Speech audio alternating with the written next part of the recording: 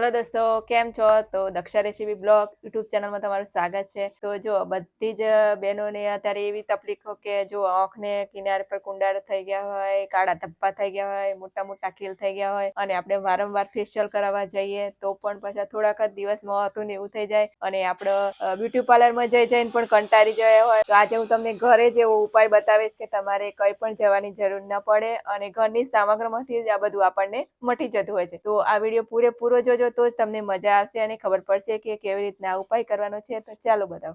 તો જો તેના માટે આપણે સૌ પ્રથમ કઈ સામગ્રી જોઈએ હું તમને બતાવી દઉં। તો જો અડધી ચમચી છે હળદર, અડધી ચમચી છે ખાંડ, અડધી ચમચી બેસન અને અડધું લીંબુ નીચોવી લેવાનું અને ખાલી આપણે 1 જ ચમચી પાણી। તો આટલી વસ્તુમાંથી આપણો ચહેરો એકદમ મસ્ત થઈ જવાનો છે।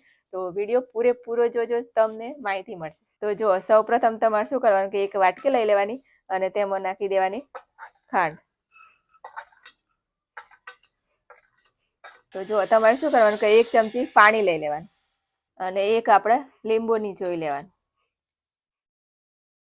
તો હવે તમારે શું કરવાનું કે આ જે ખાંડ છે ને આપણે એને એવી સરસ ઓગાળી દેવાની કે તેની અંદર એક પણ દાણો ન રહેવો જોઈએ ખાંડનો।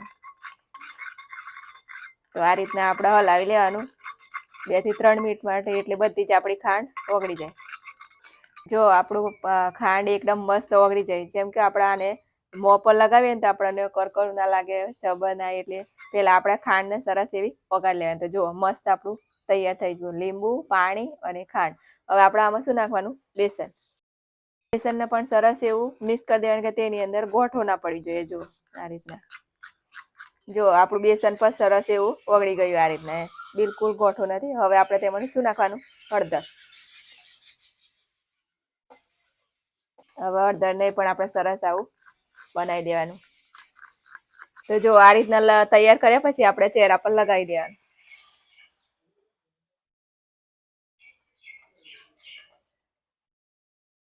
તો જો આ રીતના લગાવી દીધા પછી આપણે 10 મિનિટ માટે રહેવા દેવાનું આને।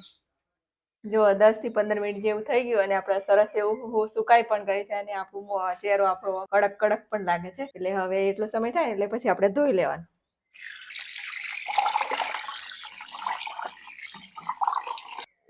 તો જો સરસ એવું આપણે મોઢું ધોઈ નાખીએ આ રીતના। જો તમને હવે ચહેરો મારો કેવો દેખાય છે? તો તમે પણ અઠવાડિયામાં એક વખત આ રીતના કરો તો તમને મોઢા પર ખીલ હોય, કાળા કુંડાળા થઈ ગયા હોય, તમારો ચહેરો કાળો થઈ ગયો હોય તો તમે આ રીતના લગાવો ને તો ઘણી બધી રાહત થઈ જતી હોય છે। તો આજનો વિડીયો કેવો લાગે છે જલ્દી કોમેન્ટ કરી દેજો અને નવા હોય તો આપણી ચેનલને સબસ્ક્રાઈબ કરી દેજો, દક્ષા રેસિપી બ્લોગ।